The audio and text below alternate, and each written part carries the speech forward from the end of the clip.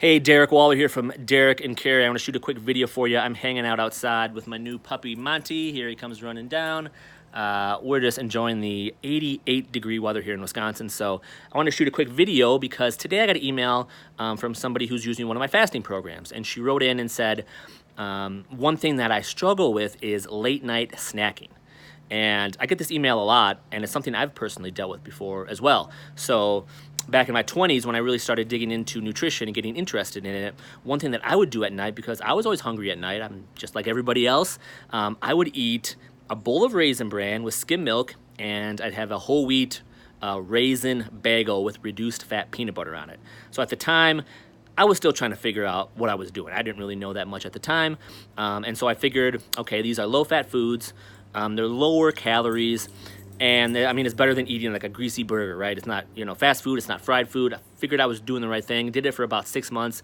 And it's actually one of the worst things you can do because of all the empty carbohydrates and sugars in those foods. None of those foods were healthy. Reduced fat, anything is not healthy. It's just pumped up with fake chemicals and sugars. And so don't do that, is my recommendation. But with late night snacking, usually what it is just a pattern. So it's a pattern that you've allowed yourself to come to do. So it's just something that you've done enough to where it's part of your routine. So all we really got to do is break the pattern. Well, how do you do that? There's a couple ways that you can do it, and you can try these out and see which one works best for you, or maybe a combination of all of them. First, what you want to do is start eating a little bit more at your meals. So I recommend 2 to 3 meals a day, and I recommend a high-fat diet. So I can't go into all the details here about that on this video, but if you've heard of the ketogenic diet, the keto diet, that's a high-fat diet. What I recommend is something pretty similar to that, not necessarily as strict, but you're eating more healthy fats and limiting your carb intake, limiting your carbohydrates, just because all the research is coming out showing how beneficial that is to your health. And I've been eating this way for the last 3 to 4 years, and it's been incredible for me. So that's what I recommend doing, is eating a higher fat diet and eating a little bit more at each of your meals. Because what that's going to do is it's going to keep you full longer. So most people follow the traditional advice of eating a low-fat diet, and you're hungry all the time, and you're eating 5 to 6 small meals a day, and you never feel satisfied, you never feel satiated. And when you switch to a higher fat diet, that's what it's going to do, is it's going to help fill you up so you can go longer without eating. So if you eat a little more fat or even a little more protein at dinner time, that's going to hold you over, so you're not going to be tempted to snack at night because you're actually going to be full. I mean, you can eat a big pasta dinner and you can be hungry 2 hours later because all that pasta just gets turned into sugar in your body. You get the big sugar spike, and then it goes down an hour or two later, and then you're hungry again, right? So when you change the foods that you eat, you're not going to get those hunger pangs anymore. You're not going to get the cravings anymore. It's going to curb your hunger.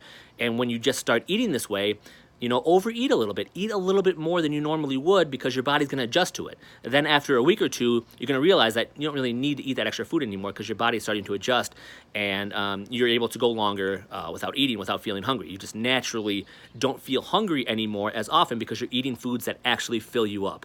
I know, it's a crazy concept, right? The one thing you want to do, eat foods that actually fill you up. Breads and pastas don't fill you up. So that would be my first recommendation, is eat a little bit more at your meals so you are full longer, and then you break that pattern of snacking at night. Another thing you can do is notice what it is. It is just a pattern. So you can tell yourself when you feel hungry, oh wait, this is just this pattern that keeps coming up every single night. I think it's more because of the routine I've gotten myself into. I'm not really hungry. I know that I'm not really hungry, so I'm just going to choose not to eat. And just the only thing you got to do is don't put food in your mouth. Now, that sounds easier said than done, but when you do it for a day or two and you prove to yourself that you can do it, then those late night snacks become less tempting. And then if you do indulge and you do eat them and you notice how you feel afterwards, if you feel bloated or gross or guilty, you do that a couple times, you're going to naturally start changing your actions because you're going to think, okay, I don't want to feel this way anymore. The snacking is what's doing it to me. I'm just going to stop. I'm going to do whatever I can to distract myself so I don't eat. And once you do that for 2 or 3 days in a row, then you're going to prove to yourself you can do it, and then it's going to become easier to just not snack at night. Another thing that I do, if I'm feeling a little hungry at night because I eat a dinner, and then maybe a couple hours later, I'm like, am I hungry? Is this just my brain kind of telling me that I want to eat, but I'm not really hungry? What I will do is I will have some green tea, and I will add in a little heavy whipping cream and coconut oil. So I'm not a coffee drinker. I don't really recommend drinking coffee at night right before bed. So I always go with the decaf green tea, or you can do black tea, oolong tea, whatever you'd like. And then I just do a tablespoon of heavy cream and a teaspoon of coconut oil.